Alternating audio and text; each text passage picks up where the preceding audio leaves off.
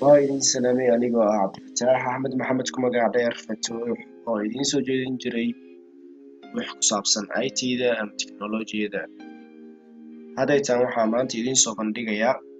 CMD sida title looga bedelo magaca sida looga bedelo iyo any folder aragtid inaad ka soo gashid CMD go aku bilaawno CMD ga +R okay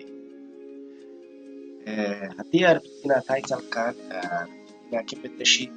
waxaad gelinaysaa title waxaad magaca aragtid oo kaleeto aad gelinaysaa Futuh ujeedin title-ka inuu isku bedelay Futuh hadaytan waxaan rabnaa inaan bedelo BC001 users inaan magaceena ka dhiganaa rabnaa anaga waxaan sameynaynaa prompt and then waxaa leenahay magaca rabno Futuh /#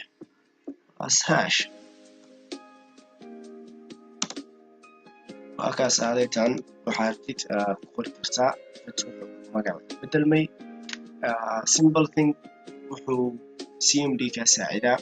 إن هو استعماشت easiest way كمبيوتر كاغا هادي أفر فوضان